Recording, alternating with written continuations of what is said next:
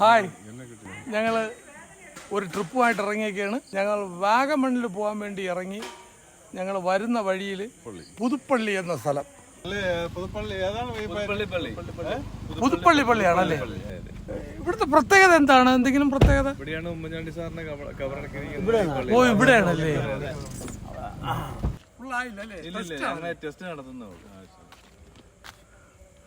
അപ്പൊ നിങ്ങൾ ഈ ലൈറ്റിന്റെ ആൾക്കാരാണ്? അതാ പള്ളിയുടെ ആളുകളാണല്ലേ. ഓ, ഇവിടെയാണ് ഉമ്മൻചാണ്ടി സാറിന്റെ ഖബർ. ഒന്ന് കണ്ടിട്ട് വരാം. ഇത് ഇങ്ങനെ മുകളിലല്ലേ കയറി പോകേണ്ടത്? പോട്ടാ, കിളവന്മാരുടെ ഒരു വ്ളോഗ് അത്രേ ഉള്ളൂ. കിളവനായിട്ട് ഞാൻ മാത്രമേ ഉള്ളൂ, ബാക്കിയൊക്കെ 40s താഴെയാണ്. അല്ല, ഇതൊക്കെ ഞങ്ങളൊക്കെ പെയിന്റ്. ഒരു സംശയം എന്തോന്ന് നിന്നെ തലാക്ക് പറയും. എന്തിന്? ലൈറ്റ് സെറ്റ് ചെയ്യുന്നേ ഉള്ളൂ. ഇതോ ആൾക്കാർ മുകളിലേക്ക്. അങ്ങനെ ഞങ്ങൾ ഇപ്പോൾ അതാ ഉമ്മൻചാണ്ടി സാറിൻ്റെ ഖബറിൻ്റെ അടുത്തെത്തി.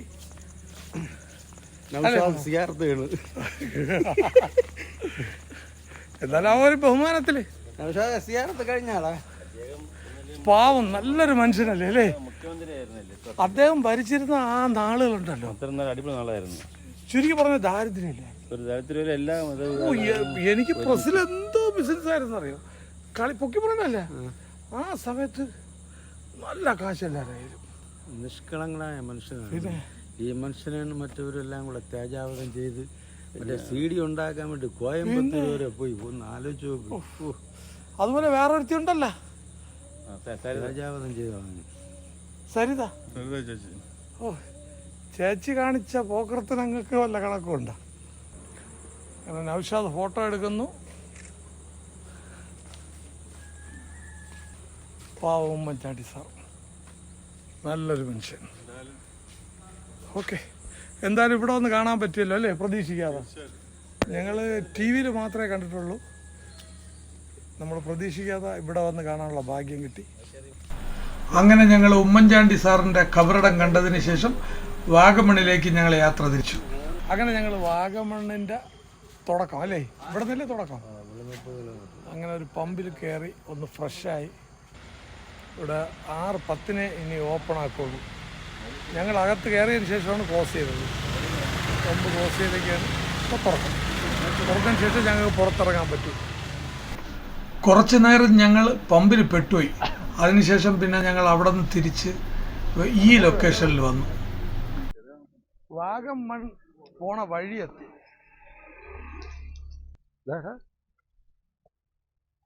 എങ്ങനെയുണ്ട്? തണുപ്പുണ്ടോ? അവിടെ പിന്നെ വ്യൂ പോയിന്റ് നോക്കട്ടെ. ചെറിയ തണുപ്പുണ്ട് ഇവിടെ. ആ ചൂടിൽ നിന്നിട്ട് കയറിയില്ലേ, ആ ചെറിയൊരു ആശ്വാസം അല്ലേ. എവിടെ സ്ഥലം? എവിടെ?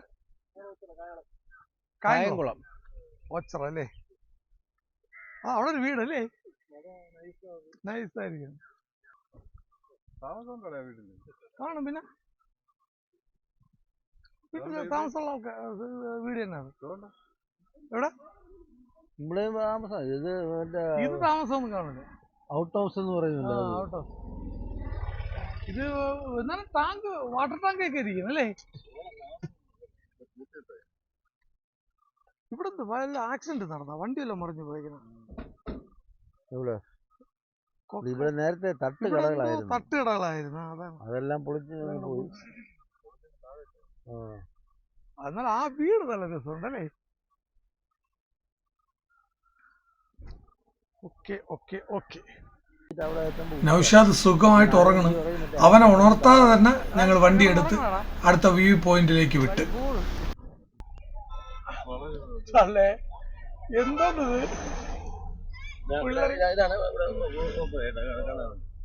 ശരി, അപ്പൊ നമുക്ക് ഇവിടെ ഇറങ്ങാം. മേളക്കാം. പിള്ളേരെന്താ തുടിക്കുന്ന തുടി. അങ്ങനെ ഞങ്ങളിതാ ഇവിടെ എത്തി. പിള്ളേരെല്ലാം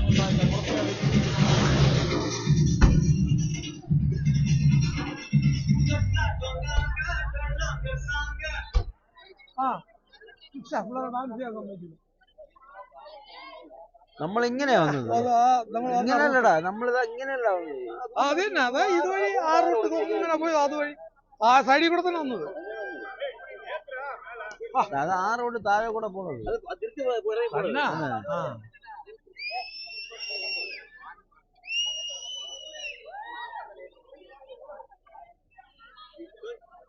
സെറ്റ് ഇട്ടിട്ട് എന്ത് ഓഫ് ചെയ്തെന്ത് പേടിയാവണേ, കാലെല്ലാം വിറക്കണേ അല്ലേ? അങ്ങോട്ട് പോകും കാല് വിറക്കണേ അല്ലേ?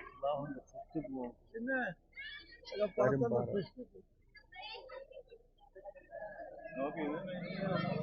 നല്ല തണുപ്പുണ്ട്. മറ്റേ ഇവിടെ പോയില്ലേ, യാർക്കാട് പോയതിനായിട്ട് ഒട്ടും തണുപ്പില്ലായിരുന്നു. ഇനി എവിടെ പോയാലും രാത്രി 11 മണിക്ക് തിരിക്കുക. അങ്ങനല്ല, ഇതേപോലെ സൈറ്റുകൾ കാണണമെങ്കിൽ രാവിലെ തന്നെ പറ്റും. മറ്റേ നമ്മള് 11 മണിക്ക് കയറി വന്നിട്ട് എന്ത് ചെയ്യാം? സംഭവം ശരിയാണ്. ആരെയും നമ്മൾ ഉറങ്ങണ്ടെന്ന് പറഞ്ഞില്ലല്ലോ. പറഞ്ഞ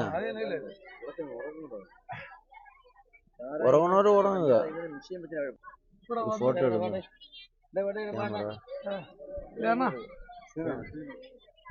എവിടെ നിൽക്കുക? എവിടെ നിൽക്കാടേ? ഫോട്ടോ എടു, ഫോട്ടോ എടു, ഫോട്ടോ എടുക്കണേ, നമ്മൾ ഫോട്ടോ എടുക്കാം. ലൈറ്റില്ലേ?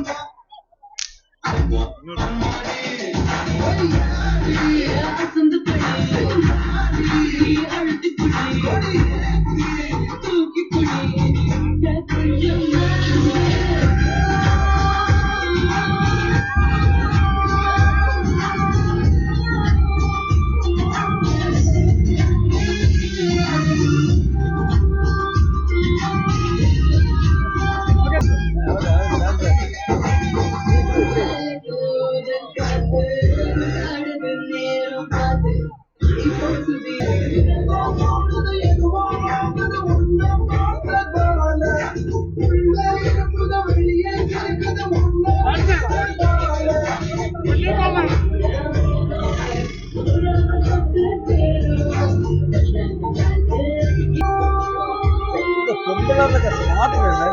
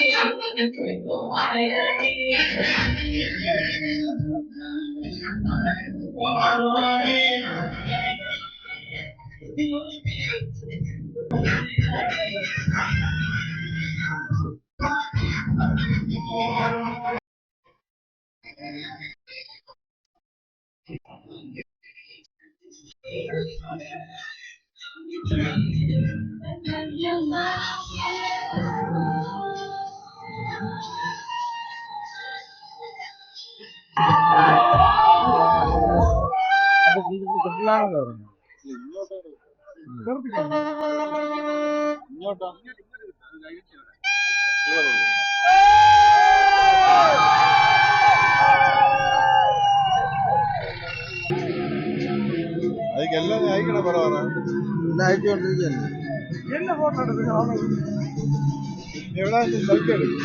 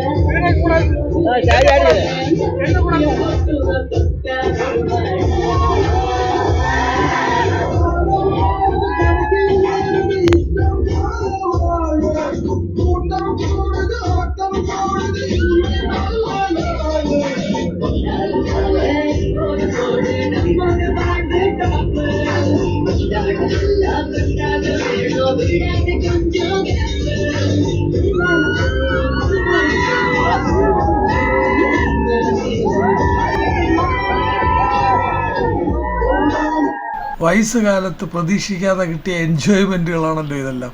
അതിനെയെല്ലാം അതിൻ്റേതായ രീതിയിൽ ആസ്വദിച്ചുകൊണ്ട് ഞങ്ങളിൽ മുകളിലോട്ടുള്ള ദൃശ്യങ്ങൾ കാണാൻ വേണ്ടി ഞങ്ങൾ യാത്ര വീണ്ടും തുടർന്നു.